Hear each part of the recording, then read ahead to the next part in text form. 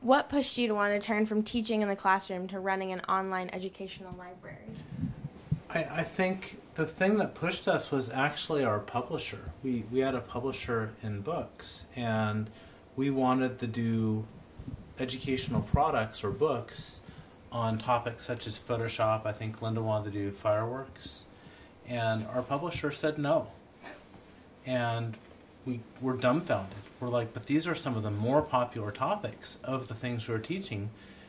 Why wouldn't they want books? So we said, well, we'll just make our own. So we made CD-ROMs, and we recorded. And Lynda actually at first recorded and edited and did everything herself until I was able to convince her that she doesn't have to be the only teacher. Now we have close to 400 teachers. So he was right.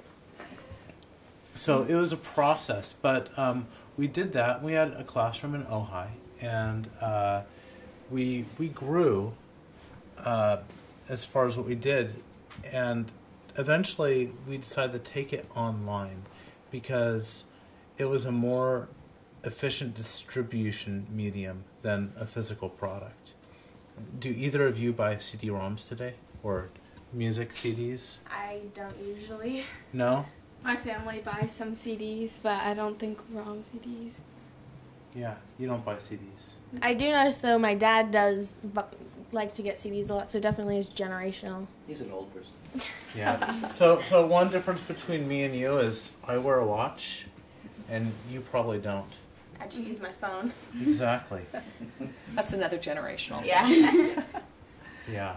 It's a single-purpose device. So, yeah, so we took it online, and it actually hurt our CD sales for the first couple of years. It actually hurt them tremendously. And we just had to stick through with it, and it grew to becoming our dominant business. And now we're larger than our former publishers. How did it feel to transition between teaching in person in Ojai to being an online business? Well, it felt pretty exciting because you end up reaching so many people that you've never met. It's a little bit different. You know, it's nice to have the immediate feedback when you're in a class and you can see your students' faces and hear the tone of their voice when they're sure of themselves or they're questioning something, and you don't really get that interactivity when you do an online education business the way that we're doing it. But the flip side of that is the reach and scope and how many more people you can help. And we just hear almost on an hourly basis from all of our members about how grateful they are to have this type of education. And when you hear from people who, you know, have a disability and can't leave their house, or they live in a country where there are no schools they could go to, or, you know, they're out of work and they don't really have a way to learn new skills, or they can't afford to learn new skills.